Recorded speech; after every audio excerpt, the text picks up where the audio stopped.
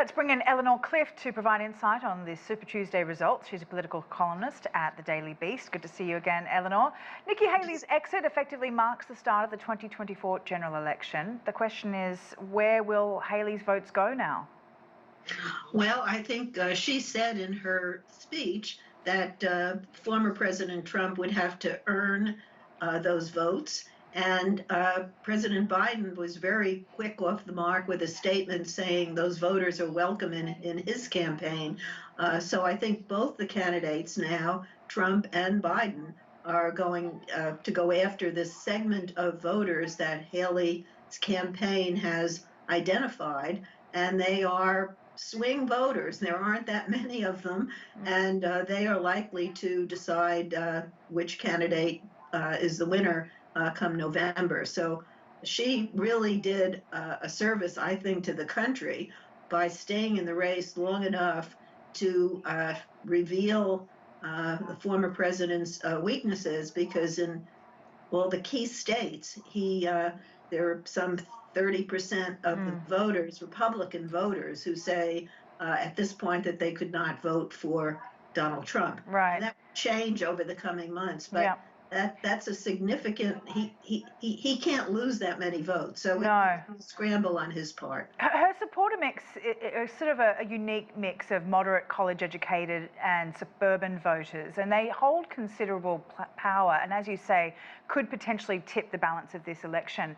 Talk a little bit about this demographic and how influential they have been in past elections. Well, the number of rural voters in America has been declining, not as fast as some would predict, but that is the heart of Donald Trump's support, is rural America, where people don't have college degrees and aren't as affluent.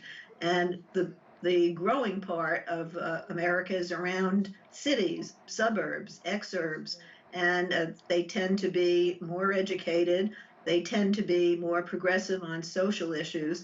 And those are the voters that you would think would identify more with the Democrats, but on financial issues, they're the ones that say, well, we don't like Donald Trump's behavior, but we like his policies, particularly on tax cuts. So it's been a competitive slice of the American vote, and I think it will remain competitive. But there are a lot of staunchly anti-Trump voters who voted for Haley. You know, there's of course this general dislike of Trump, but they're sort of conservative Republicans and can't kind of go beyond the Republican Party.